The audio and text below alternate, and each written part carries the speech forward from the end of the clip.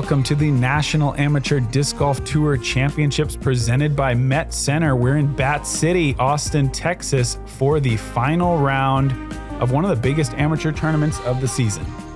Really ever. I mean, we're talking about $10,000 for first place. That's major championship payout, and it's going to these players who a lot of them are going to be former amateurs after this event is over. Yeah, the Grip 6 low profile. This is going to give you a look at our future, ladies and gentlemen. All young faces. Calvin, Micah. We have Brent here, who these stats are from round 3. So 50% circle 1 reg. Pretty solid. And last in our foursome is Matt.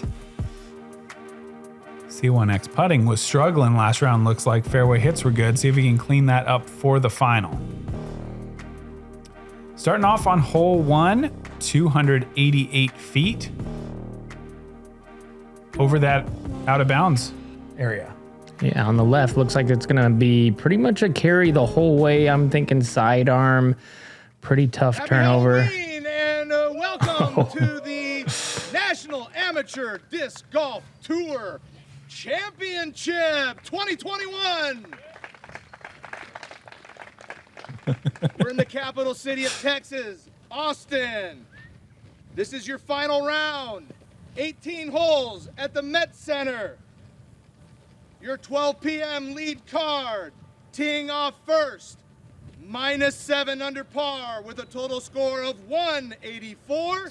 Sponsored by North Par Apparel, Discraft Underground, and hailing as a Bears fan out of Wisconsin, Lac du Flambeau, Wisconsin, Matt Hanne.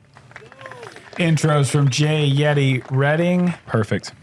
So you can go over that OB, but they're going to elect to go on the right side, which is a little bit more wooded and also has a little bit of out of bounds as well. And pretty significant gap there, and that is what you're looking for. Beautiful tee shot. Just a little long. That should be pretty easy for these guys there.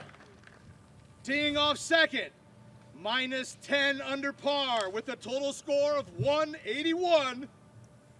When he's not drinking water, he's drinking coffee. Out of Landrum, South Carolina, this is Brent Hannu. Think about the amount of time in your day that you are not drinking water and replace all of that with drinking coffee. And then you know how this guy lives. That is not an easy way to live, folks. It's a little bit more inside, but it's flipping up straight. That's going to get a nice skip. That's beautiful. Green's the color here. Teeing off third, currently in position 2 at -11 under par with a total score of 180.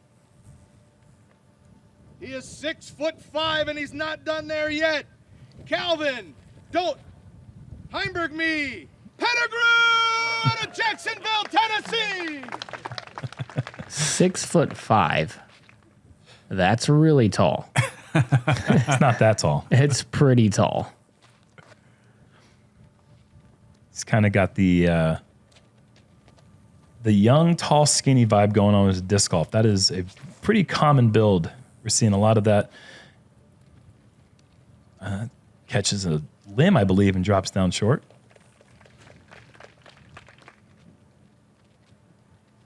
And our leader to start the final round at -14. That is 177.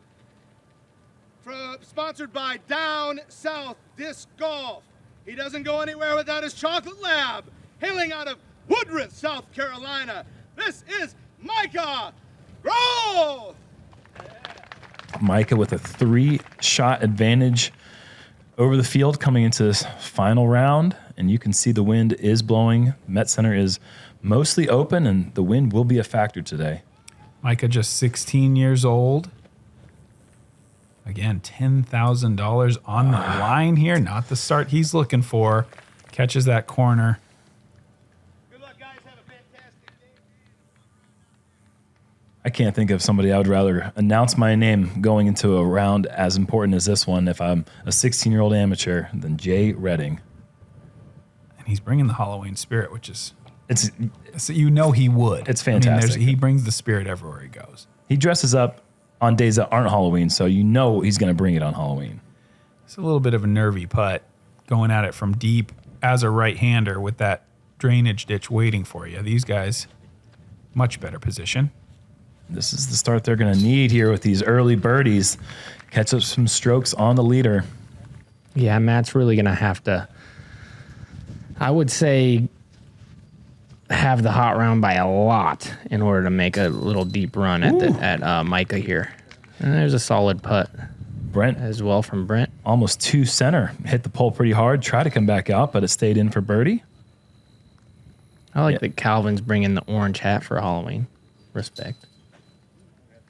It's spooky. It's a fine line to walk. Biggest tournament of your life, but also you're 16. It's Halloween. You know, you might want to dress up, but I can respect just going tournament ready. This is a big moment for these guys to have this opportunity. I know what it's like to be a 16-year-old that's 6'5" on Halloween. I went one year as Halloween as 2 kids stacked on top of one another, and no one bought it. I didn't get any candy. It was disastrous. Hole 2, par 4, 692 feet. A little bit of a gap to hit, and then super open at the green. Wind going to be a big factor when it comes to putting. Interesting tee order. They're going in reverse order of score, giving that, I guess, a little bit of a nod for the player that's in first place to give it a little bit. I don't know. It's an interesting way to do it that way. It is rare, though, for sure. Looked like a good drive. Moved it right. Angle to the basket, not bad. Brent with nice. Yeah, that's laced. I really like the low control shot through the wind. He didn't play with a lot of flip there, just powered it low with something kind of overstable. Nice golf line. That's lower than you need. Whoa, now it's higher than you need. Yeah, see, you just got to average that out. Crazy skip, but I still think he can play from there. He looks like he throws 500 plus, right? So he's got to.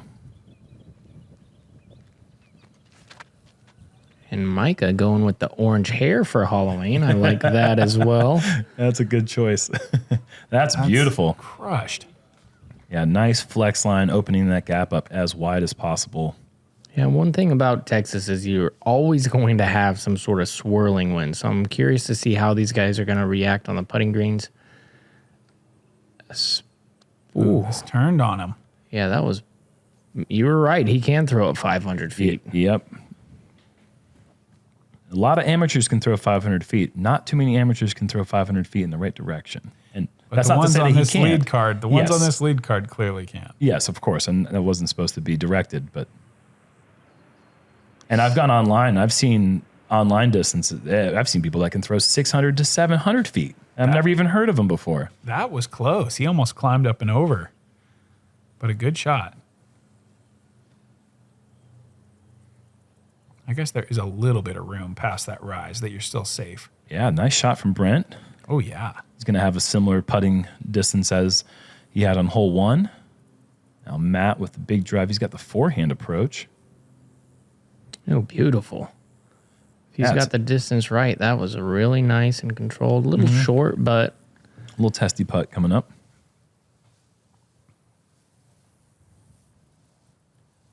This would be such a huge way for Calvin to get that. Wow. What a run from 75. You can't really get away with saying don't Heimberg me and then make that, though, because I'm going to have to Heimberg you if you do that. That was a great effort. And nice putt from Micah. Gotta make those 30 and in today. That's going to be a huge difference maker for these guys. Good stroke there as well.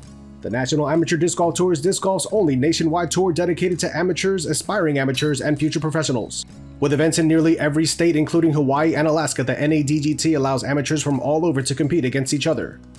Whether you're thinking about trying to play some tournaments, or wanting to take that final step to professionalism, the National Amateur Disc Golf Tour is the best place to look for the most fun and competition in disc golf. For more information about the tour or the season schedule, go to nadgt.com. I mean, with these guys, with Jomez, we're so used to seeing the best of the best putt from 35, 40 and in and hardly ever miss. And that is the biggest separator between the amateur level and the top pro level. So when these guys can make their 35 and in, it will show. It will definitely be a huge factor, especially in this open Texas wind. Hole 3, par 4 with the out of bounds grass area. So these guys got to play a 2-shot strategy here, most likely. Move up the fairway and then make that crossing shot up to this green. Looks like a pretty tight green as well. Initial gap hit easily there from Brent. Brent came to play right now. I Yeah, feel like. he's hitting lines. And he's not drinking anything, as far as I can tell. I haven't All I've seen seen him one do is sip of rip coffee. shots. Yeah. I was as advertised. I thought we were going to see him spending a lot more time drinking. Chugging water, at least, something. And Micah, I like that one. Trusted that one wide, came back. He's gonna have a nice angle. And Matt is gonna show off that forehand power that he's got. That needs to get down. Yeah. It's swinging towards the high stuff. Oh, that's out of bounds. Ooh, Sexton Firebird. Let's go. And that needs to get down. Oh, there's plenty of room over there on the left. He had plenty of power to get kind of past that pinched off area. So Matt here, he needs a good second shot to try to secure that par. This looks great. Wow. Nice angle coming into the green on that hillside. Didn't have a lot of hyzer, just kind of natural forward skip. Probably 26-foot putt for the par. That's a nice looking forehand line from Brent. Yeah, with the slow Oh, speed wow. disc. Beautiful. Very clean release. You weren't kidding. He's definitely coming out here with some nice shot lines early. 2 birdies to start his round. And looking like he's got a third one coming right up. You know, one thing about this generation is they're coming in with, as that's going to be a little short. That might be almost. Oh, come on. Crawl back in bounds. Yeah, That's going to be a very short advance there for Calvin. Oh, no. But what I was going to say is they're coming with that dual threat. Yep. Sidearm, backhand combo. And even down into the low speeds. You know, Totally. it's one thing, you got a forehand and backhand off the tee. Beautiful We just shot. saw 3 guys, I think, go to like putter mid-range type speed Technical. with the forehand. Yep. That's the future of, you know, the future's here right now, and we get to watch it today. Calvin, that was a good tree. And that's looking like a tough putt for the bogey. Cannot afford a double bogey early, but he's going to need to make this nice putt to avoid that. Yeah, not going to help that he's so tall here. Those hanging limbs. Oh, what a putt. That's helpful. Yeah. Good recovery. Amateur game has changed since when we were all amateurs. I mean, I was 966. you were a bagger then. When you won Yes. Am Worlds at Oh, yeah. 966, you were a sandbagger. Nowadays, that's like lower ranked amateur. Oh, I remember just messing up all kinds of stuff. Yeah, you don't have that opportunity anymore. No. It seems like. Brent's 3 for 3. Yep. I don't If think we had 3 birdies back then, no bogeys. we would have gone were pro. like, totally. Yeah, and they just keep getting taller, younger. Hey, man.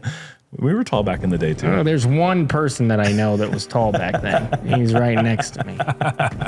Just think that height where it's gotten you. And now every single one of these kids is that height. No, they So, all aspire to be tall, too, and they're working hard at it, which is a hard thing to work at, but do it if you can. I didn't have the time, nor the energy. This is a dead straight shot. Yeah, true tunnel shot. See if the hot streak can keep going. This is a different type of feel than what he's seen so far. Well, it is a different type of feel, but Brent and Micah are both from South Carolina. And if you know anything about this Southeast golf, we've got a lot of tunnel shots. So this shouldn't be anything that they're not familiar with. Oh, look at that smooth butter forehand turnover. And hits a tree, comes up short. Shot selection reminds me of somebody named Big Jerm.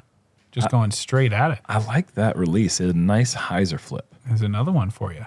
Yeah, that's But more of the. He's been proving that he kind of has that pop locked down with the sidearm. I really like the way he's been throwing the sidearms as of late. He just needs to figure out that putt this round, and he would be right there.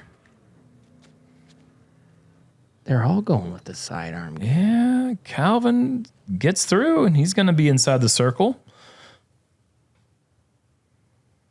And Micah up first here, holding on to currently a 3-shot advantage. That was a skip? Was that a driver or a mid-range perhaps? Or did it just hit a rock funny? No matter. Oh, wow. Ooh. Big run from Brent. He is not shy right now. That's a little slope behind the basket. And if you don't get the right angle, that can be a long comebacker. That could have caught. Yeah. He's got that laser beam putt.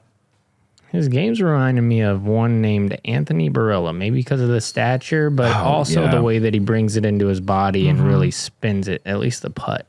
Yeah, it seems like it was just yesterday when Anthony Barilla was 11 years old, following Macbeth around and emulating everyone's form and doing it perfectly. And when he was so young, we never thought he'd be 6'5" and so tall. And now his form is so different now, but now people are emulating Anthony Barilla. And you're spot on. I think Calvin's form looks just like AB's. Great birdie from Matt.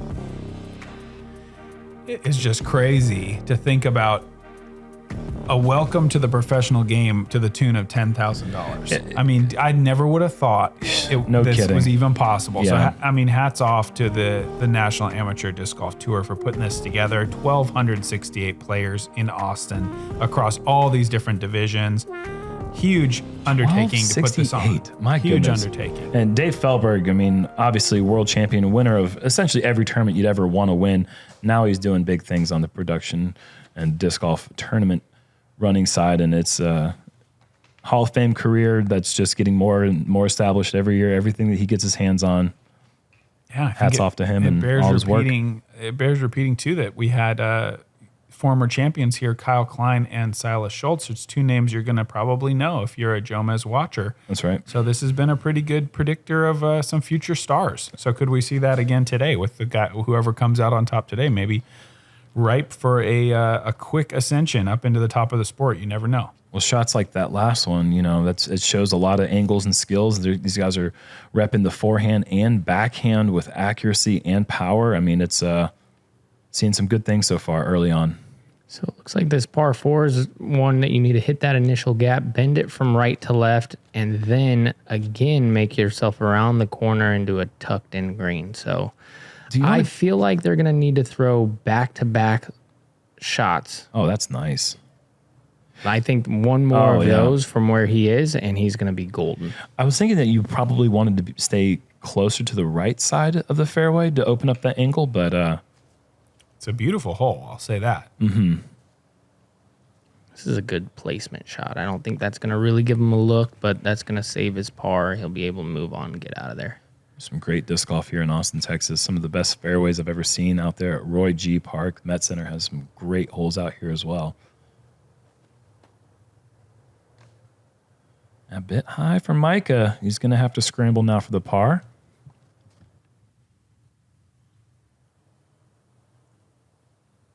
Brent second after that beautiful drive. In perfect spot right Another here. Fantastic lace. Look at that big skip. Sit down. Does it go too far? Okay, he's going to be safe, but probably outside edge of the circle. Up and over. Yeah, this is AB. Esque. Yeah. Oh, yes. Yeah, it is. That's what he needs, too. Mm-hmm. Did not have the start he's looking for. That'll settle the nerves a little bit. Yep. Tough little shot right there from Micah, but he makes do and puts that 15 feet away. Back stance with needing to utilize a lot of touch there. That was impressive. Ooh, a little too much spin, but sneaks it through. Okay. Just squarely enough to make it up there to 20 feet. So this putt here for birdie for Brent. Oh, wow. Such a good release. Just barely off. Okay. And that's a good save. Yeah, big save. Cannot bleed any more of those strokes right now. Want to give yourself 4 strokes or so on the back 9, give you a little bit of freedom, a little bit of ease. I mean, not that that's going to be the case because none of these players have ever come close to playing for $10,000. I'm sure you could count on your hands and feet how many people have ever played for $10,000. I mean, we don't play that many tournaments that have that kind of money on the line. So, but you want to give yourself some comfort going into that back 9. Great birdie from Calvin. Pars for the rest of the guys. As we move on to hole 6, par 4, 622 feet. Another beauty along the edge of the lake. You can see the basket up there in the distance. So bite off as much as you want here. Try to push it up to this corner area with the big drive and make that touchy approach onto the hillside a little bit easier for yourself. Definitely going to want to stay away from the woods on the left. This is the easiest hole on the course. 2 big hyzers should be relatively safe. The only thing that could really be problematic is if the wind were pushing from left to right, that could just hold the discs over the water, but should be a fairly easy hyzer into the hillside and then just repeat. Done. Step 1. Deal. Yeah, repeat that with like a speed 5 because I think he boomed that thing 450.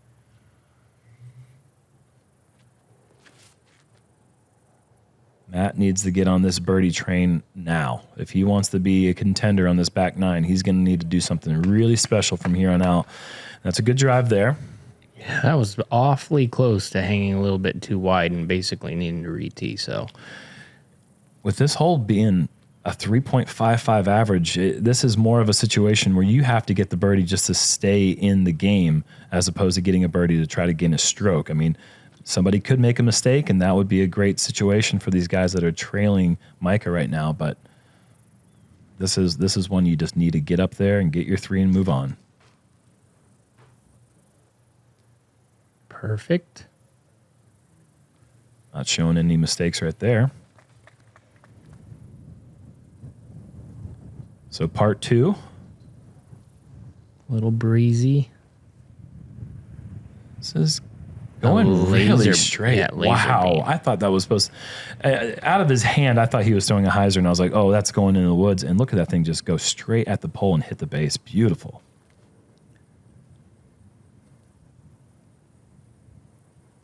Nicely done. I think that's an important shot from Brent. I mean, that's an opportunity to put pressure on the leader. Obviously, he responds really well. But I always think those shots are sort of deceptively important. When you do have the worst drive, you have this opportunity to put it right under the basket and make everyone kind of go, oh, shoot, I thought I had the advantage. Now all of a sudden the pressure's on me. I think that's even more true at the amateur level because pressure is not something that these guys have a whole ton of experience with, at least not at this kind of level. No. So, you know, things like that can really make a difference. When you do have that bad drive, the great recovery, shifting that pressure onto the other guys, Well, that's when you're going to see mistakes. Calvin coming up short here. But you're absolutely right there, Nate, because this is a stroke play event, obviously, but with holes dwindling down here in the final round, this becomes much more about match play. As Micah makes a really nice putt, he knows that Brent is close. He's the closest person right now to him. Making that putt sends the message back over to Brent. All right, you need to make this. And to piggyback off of that a little bit, Nate, though that distance is a nervy distance, right? Especially for an amateur. I know for a pro. Yeah, no, for a lot of my career, that was probably my worst shot was like kind of that hyzery. Do I want to throw driver? Do I want to throw, stable putter? Go with driver, you hit the hillside, you could roll away, then you have that nervy putt. So to see these guys throwing that slower putter into the green with touch, very impressed. Yeah, and obviously this is Texas, so our hardcore fans are going to know exactly what happens to you from 25 feet. Yeah. It hasn't been good. I mean, This is a tough place to play the game. I don't go to Texas, in fact. Oh, you're here now, my friend. 356, hole 7, par 3. Yeah, one that you really got to get. This is a stock hyzer, right to left. The breeze is looking like just straight tailwind. And this is the second easiest hole in the course. So just like the last one, get your 2, move on.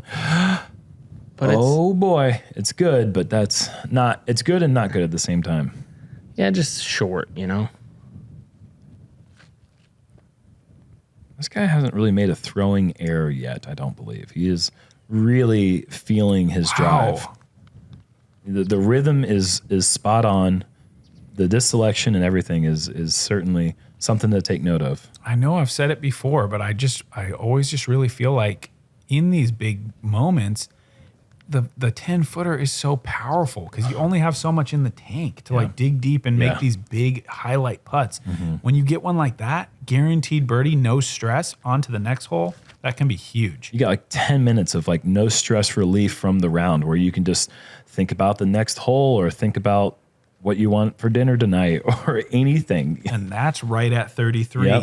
So that's going to be a tougher putt.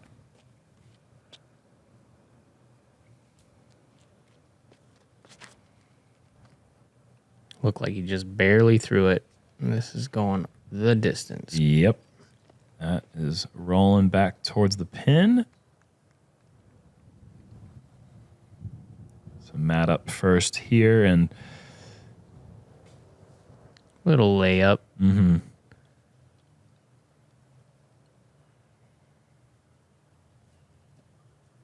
And opportunity. Door open here now. Comebacker didn't look too inviting either. This is just a little bit deep. His putt's been looking great, and he gets a cut through. He had that push out and now a cut through. Dang, that's not the time you never want to see. You don't want to see it in the first round, first hole, but certainly not the last round when you're trying to make a chase, and that's a tough break there for Calvin. Took a walk on the property because I just want to see it all. I want to bring it all in, see what we have to work with. And we designed a fun 9-hole course. Not extremely challenging, but perfect for the introduction of disc golf to so many people here in Mexico that have never seen or heard of it. To be honest, I think it's fun. I would love to come out here and play more and even make some safari layouts and just go out here and enjoy what they have.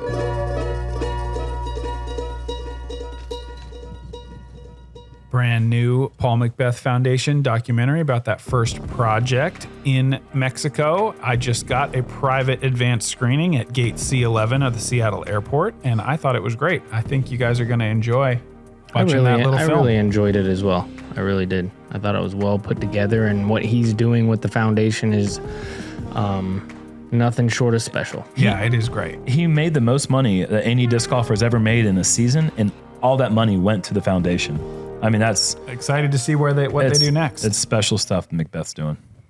Great solo birdie. Yeah, big time right there. And puts him 2 back, and that forehand's low, but it's got the right nose angle, I believe. A little bit of skip. But par 4, he's inbounds. Yeah, you're not going to need to get the big time distance. These guys have plenty of power both ways. Chop the hole in half, make it easy on yourself. But I gotta say, when I was 16, I was going full go. Yeah, just where's the pin? Calibrate 15 degrees right, go over OB the whole way. See what happens. Yep. I got a double bogey. I got a stroke on the field. Good.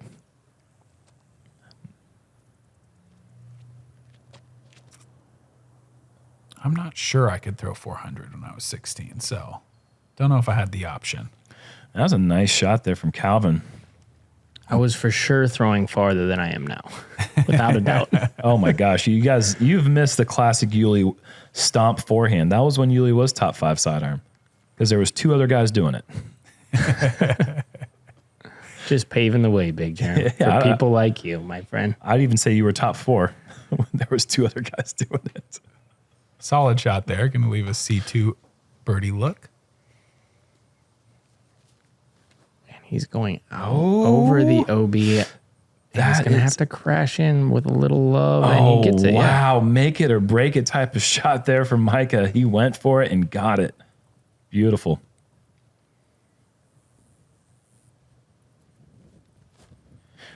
The way that Matt laid up that putt in the last hole, it almost feels like maybe he has checked out as far as the chasing the championship. Oh, I think he's got to be. there's a lot of cash to be won. There is so much that throughout the whole tournament. But I think the win, I doubt he's thinking much about it. But he's got to protect what he has and just finish with a strong back half. I mean, because this is not a final 9 here where these are the only 4 people. There is obviously, like you said, in this division, there's over 300 players, but the top 10 pays out over $1,000 for each player in the top 10. Oh, I can't even imagine what these guys are going through right now. The amount of nerves is unparalleled to anything they've ever done. They have Jomez covering them right now. They're playing for $10,000. Plus, it's a big championship, and they're playing against each other, and they're competitive, and they want the win. Brent doesn't look like it's the first time playing on Jomez. This guy's 6 down on the front 9 through 8 holes, just canning a 45-footer. Stone cold. And he's mad about making this. Look at that. Nothing. I love that. That is tough guy. I like that. I like that too. Look at that. Okay, I see you. Yeah. I guarantee you Micah does too. Yeah. Calvin's, it's slipping away. Well, now he's probably wondering, well, how hard should I putt this? He's had a couple bad breaks on the basket, and that's a good putt right there from Micah. Center cut. Maintaining that lead. Yeah, you just missed that 30-footer previously, so that's nice to just knock down a little 22-footer, especially having one knocked in your eye from 60. Huge. This is when you see players that can do it in this situation. You know, when there's no way to really practice this. This is something that comes out in the biggest stage, and that's what you see across all sports. When the moment is the biggest, who stands out and shines? Another par 4 on the 9th, 672 feet. The OB lines this entire landing zone fairway, so you got to be accurate off the tee, pick your spot, and then cross this little skinny area. At least they leave you that inside passage. You could go roller through there maybe if you really want to get gutsy. Fly up over to the green. Well, this isn't 2006 anymore, so I don't think any of them are going for it. 4th hardest hole on the course. This is one things can get away from you. 4.28 average. This is a hole where, you know, you can gain 2 strokes with one bad shot. This could be a big difference maker. It's a lot out of bounds. So all of these players have some open experience. They've played in some open tournaments, and a couple of them even have some wins. So they're not completely oblivious to the pressure. Well, you got to assume that Micah and Brent have been playing against one another in South Carolina for at least a year or 2 now at this point, you know, as up-and-coming amateurs both coming out here, and here they are, final round, 1 and 2.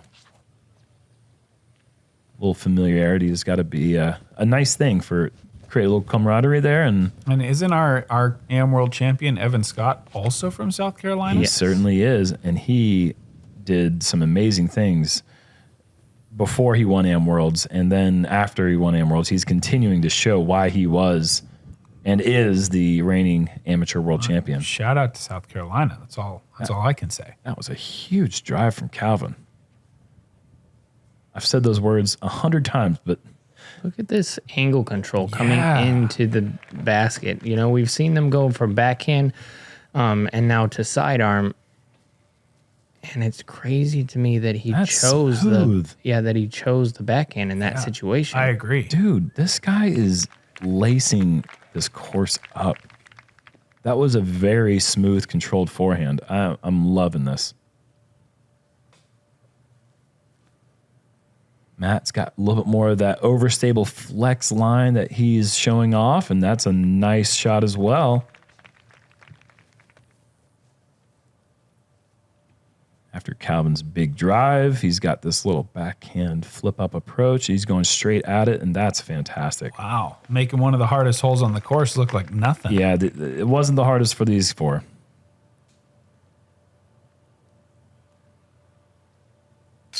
Yeah, that is such a nervy putt. That is a great, solid effort. Yeah, his form kind of makes me a little nervous with how much he pauses on the downswing and then brings it up. I'm like, and then it's just popping right on it. We're just going to get a star frame on the 4th hardest hole. That's That is some good stuff here. The final hole in the front 9. And Micah shooting a 5 down the front 9 loses 2 strokes to the charging Brent. 7 under, fantastic. Yeah, that's showing up when you need to show up. That is good stuff. And we got a star frame here, donating a little money to that man Jay Yeti that introduced them early in the round. Yeah, Edge Disc Golf experience, getting a little richer, be able to teach more people about the game. There you have the scores. We've got 2 guys running away with this thing, but it's going to be a great battle. You've seen them hitting putts, hitting drives. I can't pick a favorite. I mean, Brent is head and shoulders playing better than the entire field. And then Micah at 5 under, you look down the list right there in 10th place, and they're all like 1 under after that front 9. I mean, really some incredible golf. I got South Carolina. That's my guess. I like where your head's at. That sounds like a pretty good prediction. Come back and join us for the back 9. One of these guys is going to take home $10,000. The other one most likely $5,000, but you never know what could happen on the other cards or with the other 2 players in our group. It's going to be great.